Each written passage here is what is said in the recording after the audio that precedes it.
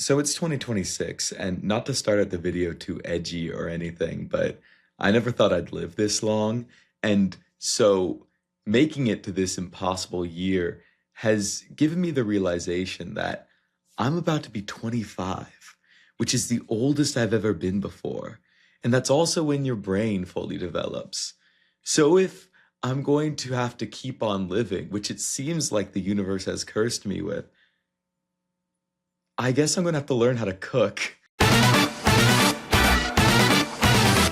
And because my frontal lobe's about to fully develop, I've come to the resolution recently that I gotta grow up a little bit. And by that I don't mean act any more mature or less than I do already, because that's crazy talk. What I mean more so is that I've been kind of skirting by in life on this idea that I would die soon, so I wouldn't have to worry about learning to do things like cooking or eating well or exercising or sleeping on schedule or doing the things I want to do, like learning how to draw and get better at writing and a billion other things. What's so funny is the avenue that's led me to my recent realization that I need to start living is a manga called Witch Hat Altair or Atelier or Atelier, one of those. It doesn't matter. Part of being adult is not learning how to pronounce French words. Atelier. My friends, from me to you, I don't know shit about being alive, and no one does. But the issue is that there's so many things I've wanted to do with my life that I've thought, oh, it's too late for me to get started and do that, which is the message of Witch Hat Altair.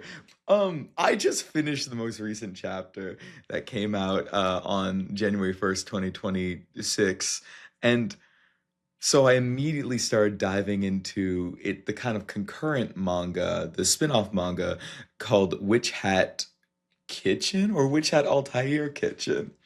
When I was reading Witch Hat Altair Kitchen, it made me realize that there are a million billion different magics in the world that you can just do. You don't the most foolish thing in the entire world in many ways is to pursue mastery of something rather than to pursue enjoyment of something. And I've stopped so many things I want to do. One of those things being a master chef because I wasn't immediately good at it. I didn't have the discipline to keep at it, and the I didn't know what the end goal was, which led me to thinking that when you start something, you have to be a master of it. And in our capitalist society, we're taught that to even pursue anything at all, you have to find a way to make money at it, which is why so many people fall into jobs that make them miserable because they're like, well, I have these dreams, but pursuing them would be really hard. I'm just going to make money. And then maybe when I'm 70 or 80, I'll become a musician. The recipes in Witch Hat Altair are simple, kind of, not for me, as we'll see very soon. A little bit of my backstory when it comes to chefing. Um, I got really into trying to be a chef when I was watching MasterChef with my family when I was younger. And everything I'd make, my mother would say it was terrible.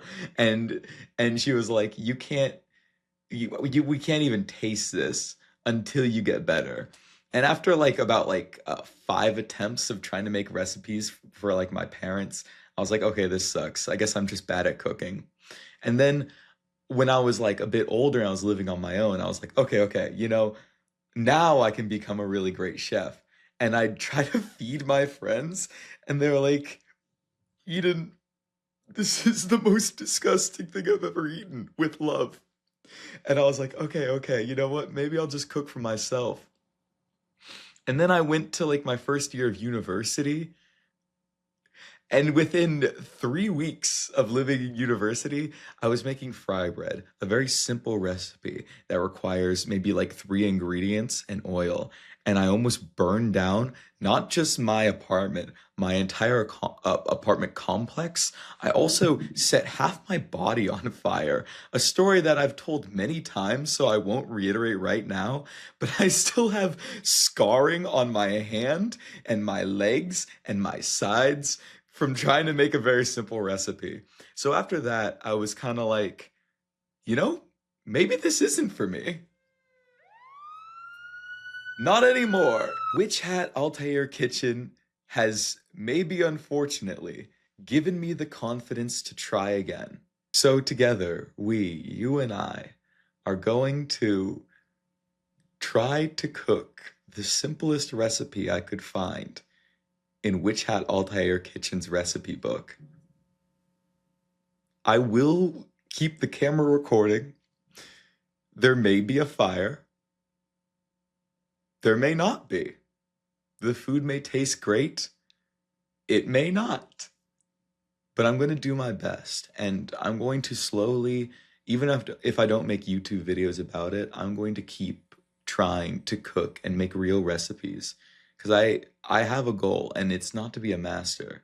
It's actually just to cook, have fun cooking, and maybe be able to, when I have friends over, make something that doesn't make them sick. Oh, poor Kevin. Oh my God. I remember when I tried to make spaghetti for my friend Kevin. Let's just get into it.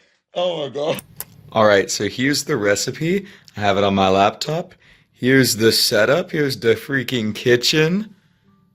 Yeah, don't look at my dishes. Here we go. So the Witch Hat recipe book does this incredible thing where it in the back it tells you all the substitutes from the magical ingredient to the real life ingredient.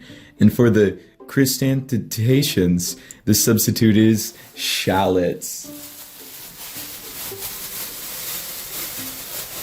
I never knew what shallots were before, but apparently they're a type of onion. This is the first time in my life I'm not just throwing in a bunch of flavors I think taste good together and then just seeing what happens. I'm really gonna follow this recipe.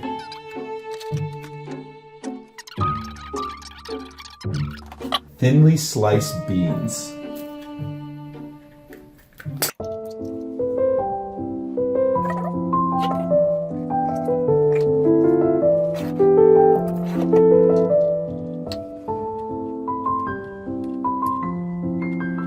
I hope this is what I'm supposed to be doing.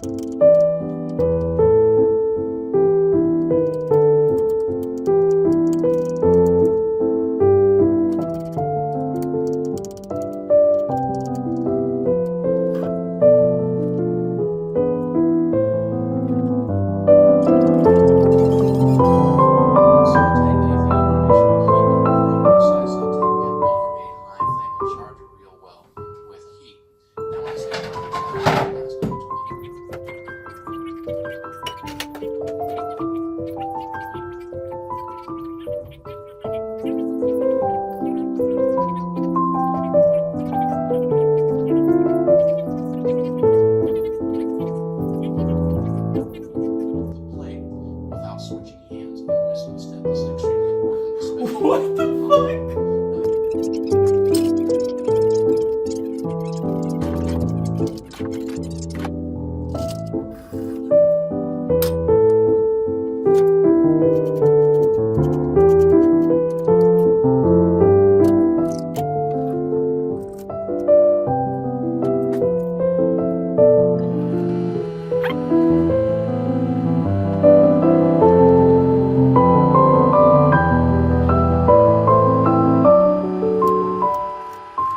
God. Oh, my eyes. Oh, fuck.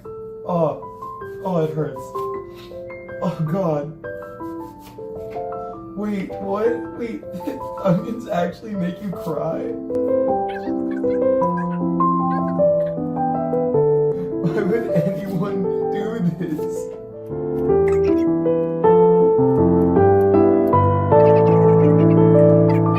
Oh, my eyes still hurt from the shallots. No one told me onions actually make you cry. I thought that was like a myth. Okay, while that heats up, let's review. Bean cutting was very embarrassing for a while, but then I realized I could cut more beans at the same time. Learning how to saute. That's really scary. I don't think I took away most of what he said, but I think I took away the important things. This has to be so hot that oil like evaporates instantly on it. It's already pretty hot actually. He said that I can't use extra virgin olive oil, which as you can see here is the only thing I have. I also have rice vinegar, but last time I messed with oil, I set myself in an apartment complex on fire. I'm going to use extra virgin olive oil anyway, because I feel like I've seen people grill onions with extra virgin olive oil. What else did I learn? Oh fuck, what's the recipe say? Oh, sauteing. Oh, there's smoke coming off it. Is that good?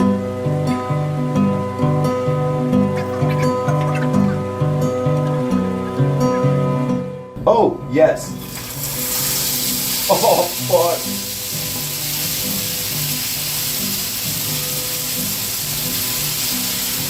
Okay. The kind of like Eggman looking guy, said that it had to be flat. But I feel like I should mix it first.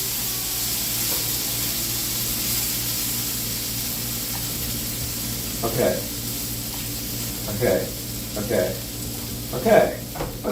The thing calmed down.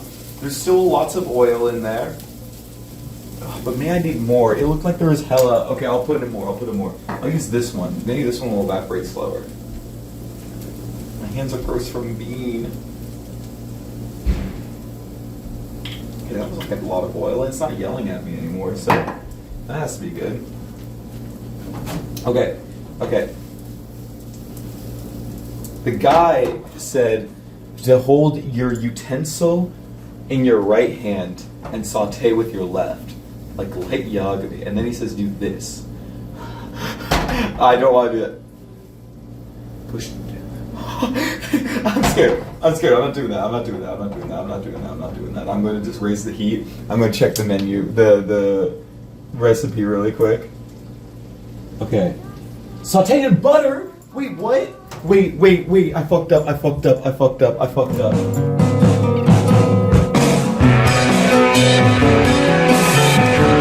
Okay, 1 tablespoon. That's probably this much. Why don't I ever read the next sentence? How do I know when it's done sauteing?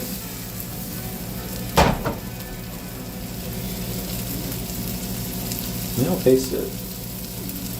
Probably when it's like grilled, right? I mean, that tastes pretty good.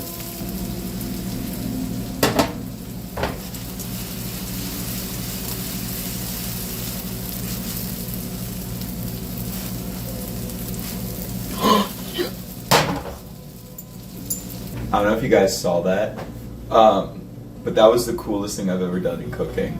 Now, the next step wants me to use a molcajete to, like, puree the ingredients, but I don't have one of those. So I'm going to put them into the pot and use a bowl to smash them into that puree.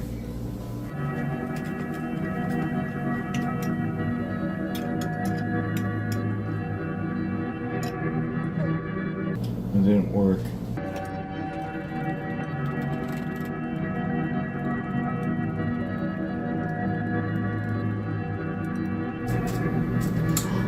It's working.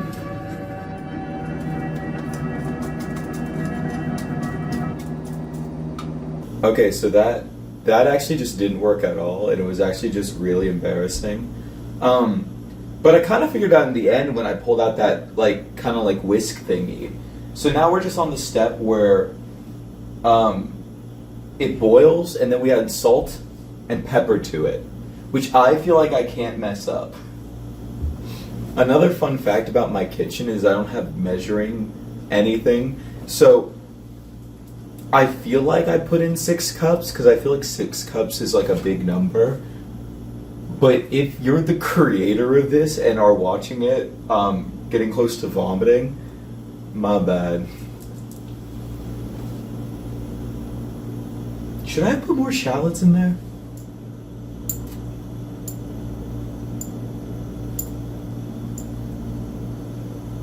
Yes, I should have.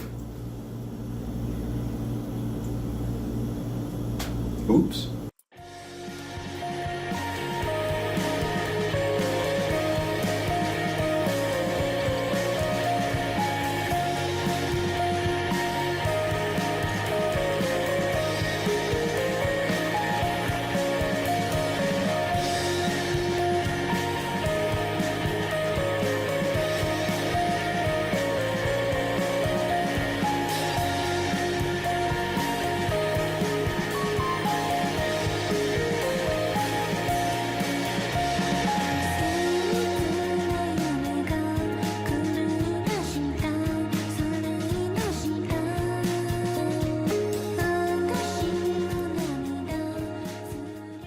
So, nothing was set on fire, and I used my one bowl that we tried to smash things with as my bowl to taste it.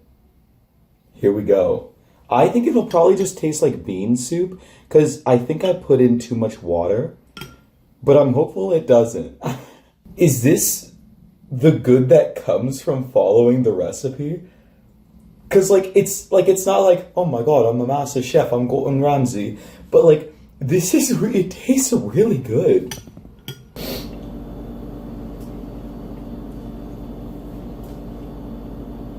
I feel really good about my life right now.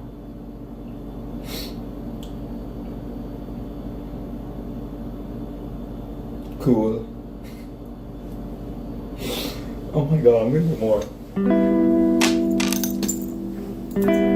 So that's that. I hope you enjoyed watching me not burn my apartment down. Shout out to my roommate Robert for keeping a close eye on the extinguisher.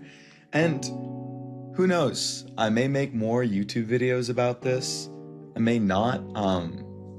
But I just want to say thank you to Witch Hat Atelier for inspiring me to be alive.